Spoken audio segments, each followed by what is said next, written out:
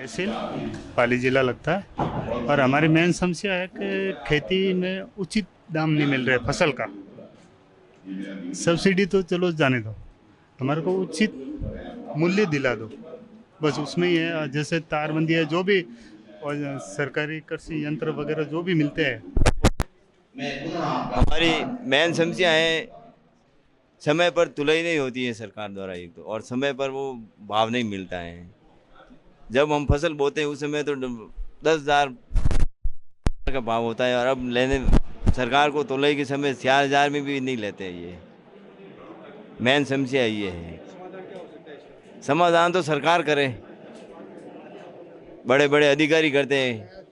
अमी मेरा निवेदन है, तो फसल बीमा कराया जाता है, उसमें हमारे पैसे कट जाते हैं और उसका कोई लाभ मिला नहीं। जनवरी में दिसंबर में शायद यहाँ हम GSL पे मीटिंग रखी थी।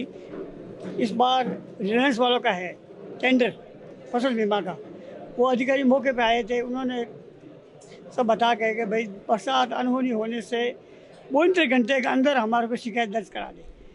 तो इस बार बरसात ज़्यादा होने से वजह के जीरा खराब हो गया। 72 घंटे के अंदर हमने शिकायत दर्ज करा दी। उन्होंने उनके जो आसपास का आदमी है उनको मौके पे भेज दिया, उन्होंने मौका मुआवना कर दिया, फिर भी आज दिन तक हमारे को कोई लाभ नहीं मिला है।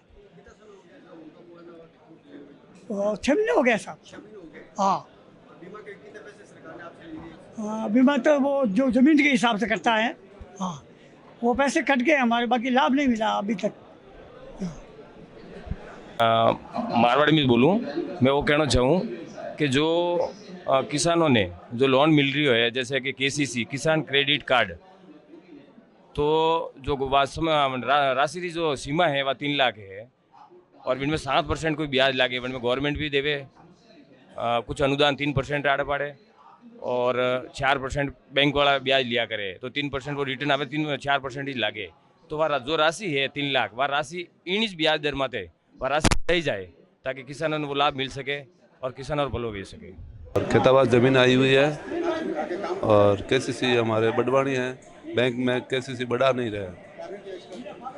हमने 2 बार मैनेजर साहब से निवेदन किया, वो नहीं बढ़ा रहे, तो बोले 20-20 हज़ार ही बढ़ेंगे।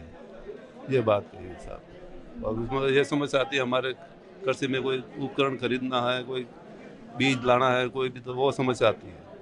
ये बात ये MMG ग्रामीण बैंक हाउसिंग बोर्ड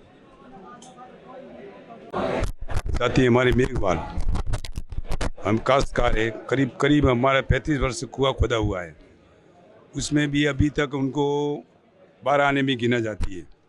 कुआं हमारे से करीब 30-35 वर्ष से चालू है। और भी जो खेती फसल बोते नहीं हम, उसी टाइम में जो बीज का सरकार के वो जो देते हैं, तो वो हमारे समय पर मिलता नहीं है।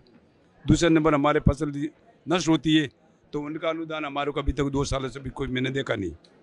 इसलिए हमारे को प्रार्थना आपको निवेदन है, ये समय पर हमारा कराओ, और ये करिए, आपकी मेहरबानी। किसानों के हमारा बेल्ट ज़्यादातर मानसून पर निर्भर करता है। मानसून की बारिश में सबसे पहले हमें ज़रूरत पड़ती है ट्रैक्टर की। सरकार ट्रैक्टर पर सब्सिडी नहीं दे रही है। हम चाहते हैं कि सरकार 30% 40% जो भी सब्सिडी कम ही हो, तो पहले ट्रैक्टर पर सब्सिडी दी जाए, ताकि किसान समय पर खेती कर सके। क्योंकि मानसून की बारिश बहुत जल्दी सूख जाती है ज़मीन, और टाइम पे साधन नहीं मिलता तो खेती करना मुश्किल हो जाता है। इसलिए हम चाहते हैं कि ट्रैक्टर पर सब्सिडी दी जाए। और दूसरी समस्या है, हमारे इधर लवणीय पानी में लवणीय क्षमता, क्षारीय क्षमता ज़्यादा है। तो हम चाहते हैं कि किसानों को ऐसी किट दिए जाए जिनसे उनकी पानी की लवणीय मात्रा कम की जाए, और सरल तरीके से उनको सिंपल तरीके से मुहैया कराया जाए, उनको इजीली मिल सके ऐसा।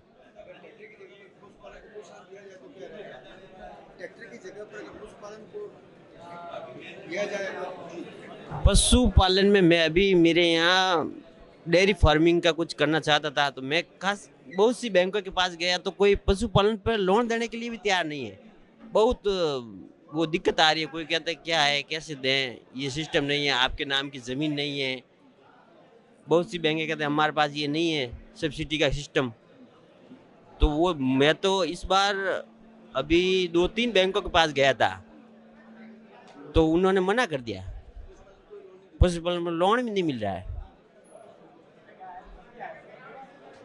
तो अगर हो सके तो पशु को देख अगर सरकार कोई ऐसी व्यवस्था की जाए, पशु को देख कर लोन दे दे इजीली, तो वो भी। तो पशुपालन में तो समस्या ये है कि एक तो ये जो सुअर, नीलगाय, ये है एक नंबर प्राकृतिक आपदा जो भी आती है वो हमारे पास सटीक उसकी जानकारी नहीं होती है, ताकि हम उससे थोड़ा बहुत बचाव कर पाए। हालांकि ये तो प्राकृतिक आपदा है तो ऊपर वाले की देन है, भगवान की मर्जी से आती है, लेकिन डिपार्टमेंट की तरफ से कोई सटीक एक आ जाए और उसके बाद में जो भी नुकसान होता है उसका हमें किसानों को उचित मुआवजा मिले। क्या होता है कि वहाँ पे जब सरकार जब जागती है तभी वो मुआवजे के लिए बात करती है, फिर वो खाना पूर्ति वाला काम हो जाता है। एक्चुअली में बेसिक में जिसका जहाँ जितना नुकसान हुआ है उसको उतना मुआवजा मिलना चाहिए।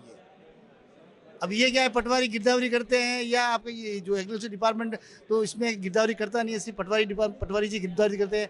तो कई बार तो क्या है कि अपने ऑफिसों में एसी ऑफिसों में बैठ के वो गिरदावरी करते हैं।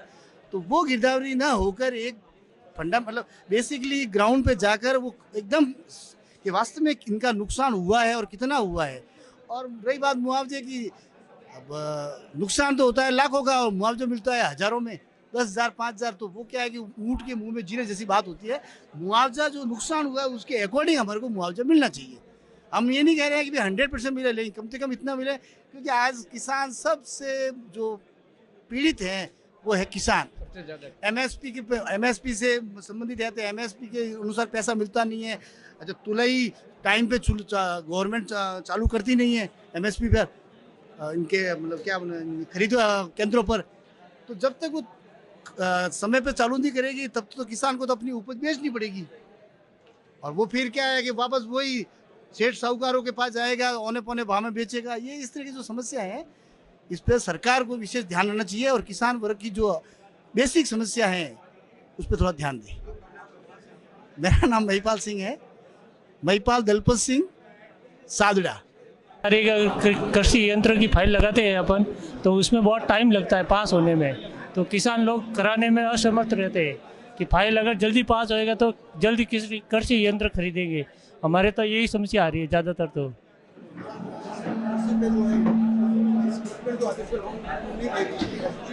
सब्सिडी तो दे रही है गवर्नमेंट है, लेकिन गवर्नमेंट टाइम बहुत लगता है, कभी कभी 12 महीना 2 साल पास होने में लगता है।